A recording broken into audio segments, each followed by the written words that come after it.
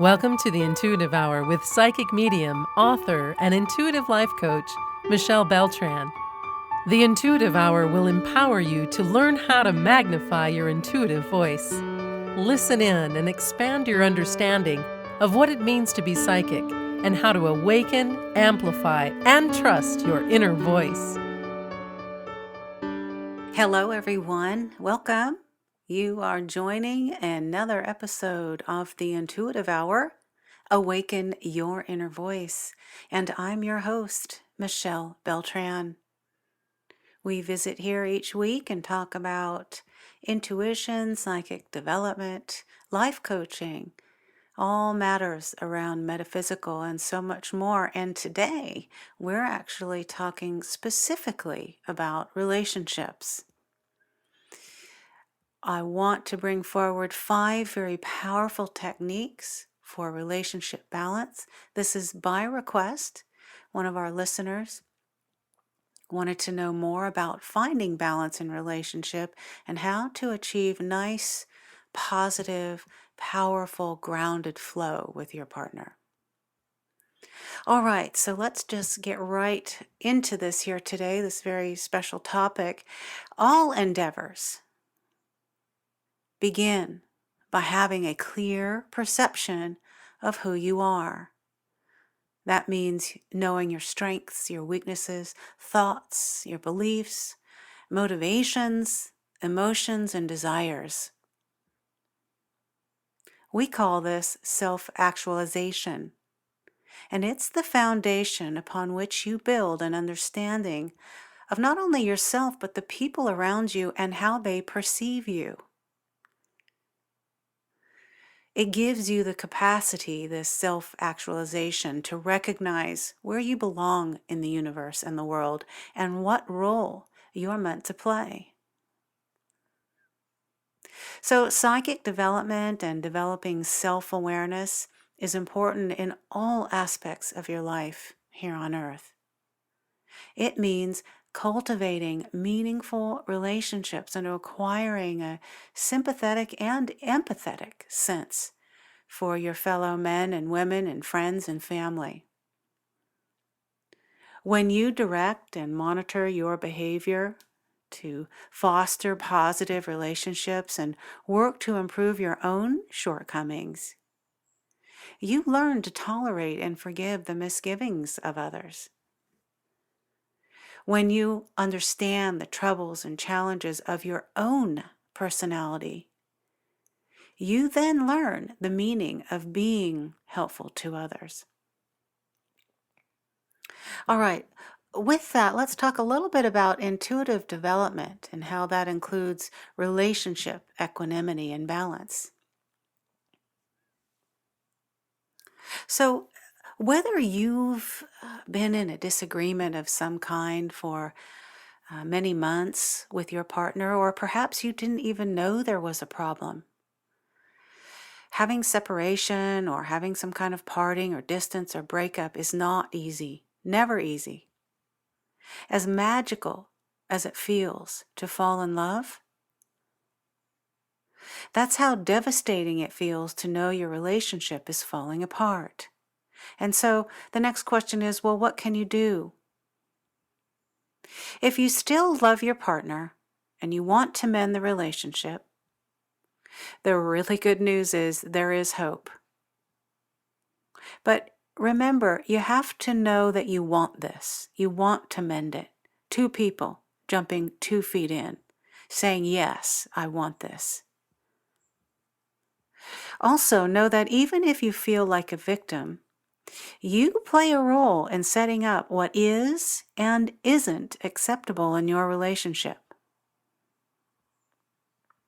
While there aren't any guarantees that you will restore your failed connection or seeming failed connection, there's a really good chance that things can turn around for the better, especially if you're just willing to work on it. Again, jumping 2 feet in, rolling up your sleeves and saying, yes, we're willing. With that in mind, I want to give you 5 steps now to take to win back that love you wanted or you feel you lost. building bridges for communication and restoring a relationship that's been pulling apart or breaking apart over the past weeks or months or even years.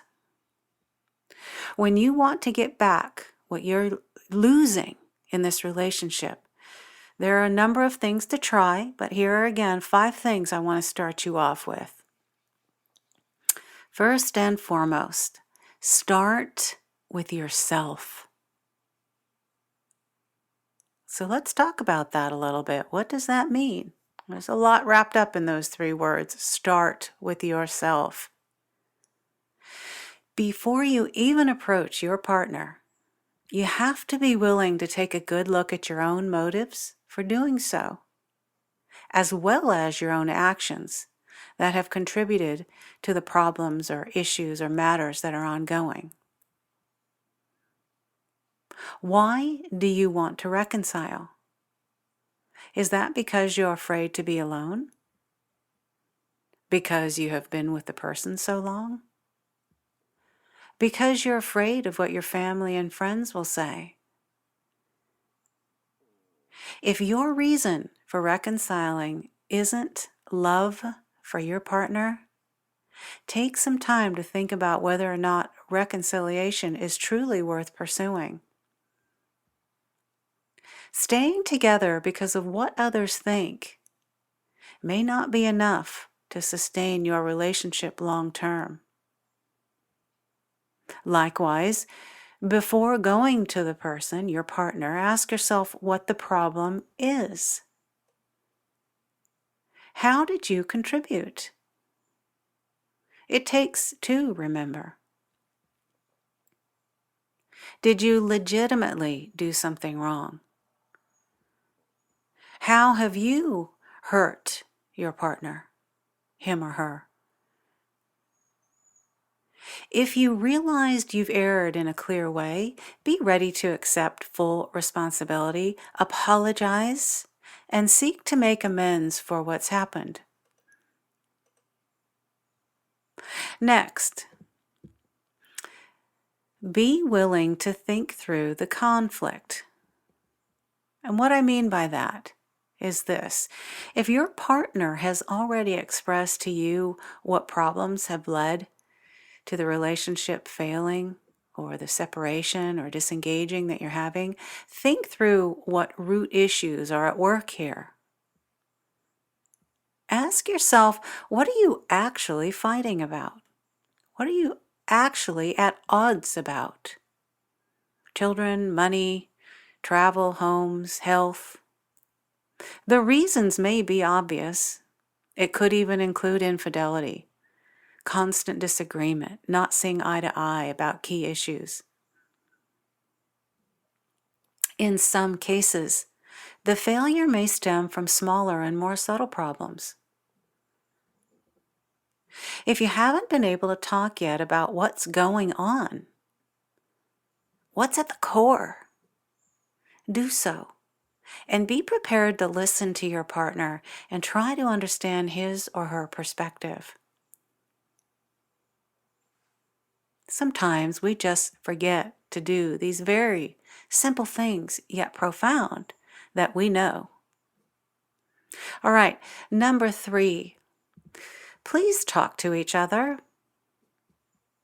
The good old communication, that big C word, communication, we all hear so often. Talk to your partner in the most non-confrontational, loving way that you can, and try to talk through your problems. Not only does your word choice matter, but your tone matters.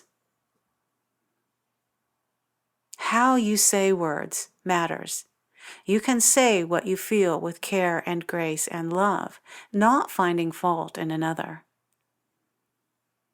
So practice bridge building communication skills like attentiveness, affirmation, and de-escalation. When you feel emotion and energy rising, it's okay to say, let's come back to this another time.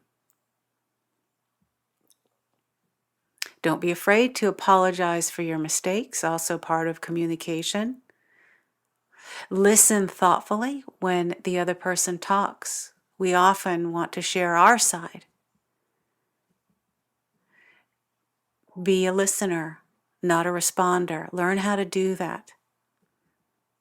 If you tend to raise your voice or even yell when you're angry or upset, make every effort to stay calm.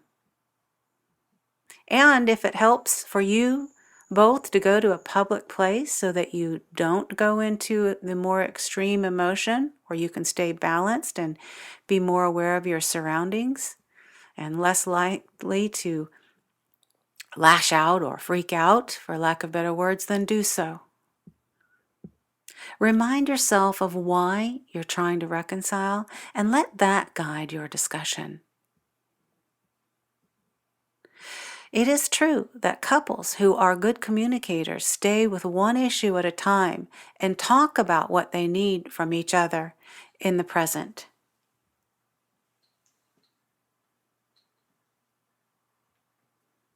They don't try to persuade the other of a position that will be satisfying to them at the expense of the other, but rather, one issue at a time,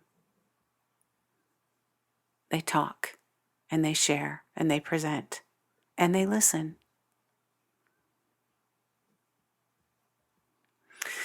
Number 4, getting help, getting support. When one-on-one conversation between your partner is not working and isn't leading to reconciliation, and you find yourself continually going in a circle, never coming out, never reaching resolve, then it's time for a neutral third party, such as a professional counselor of some kind, or coach, or could be even a friend, but someone you both trust. It's time for them to come in. Sometimes it takes a third person to reach better understanding and neutrality and a rhythm where communication can help. Very often this removes some of that heightened emotion from the situation. When you both learn to look at your relationship from a more detached, neutral point of view through the support of a third person, then success can happen. Likewise, a counselor can provide advice and counsel or therapy, support, perspective that is much easier to receive than from the person with whom you have these poignant emotions with. All right, last here, as we begin to wind down our episode, be willing to change. It doesn't matter if you've been together for 20 years or 50 years. It's never too late to renegotiate your dynamics and set new patterns. Change is good. Make it your friend. You may even want to put a new agreement in writing if you need to, so it's especially super duper clear. When you both come to terms, you can agree on a collaborative. When you both come to terms, you can agree on. When you both come to terms that you can agree on and collaborate in making, it puts you on that same page, both working toward an improved connection. As that saying goes, it takes two to tango. So simply desiring a relationship fix on your own may not be enough to salvage what's been damaged or gone awry. That said, by thoughtfully pursuing your partner and showing how you genuinely love him or her, you may be able to create inroads for better communication and understanding, not to mention healing in the future. All right, everyone. That is our episode for the day. Thank you for being here. I look forward to meeting you again here all next week. All right, we will bring our episode to a close. Thank you, everyone, for being here. I look forward to seeing you all next week. As always, for any questions or comments, do reach out at mbeltran@michellebeltran.com, or you can reach me by telephone at 800-607-1770. Have a wonderful rest of your week. Thanks for listening to the Intuitive Hour with Michelle Beltran. If you like what you heard, please share our podcast with a friend, and be sure to visit michellebeltran.com to get Michelle's popular Develop Your Clairvoyance ebook.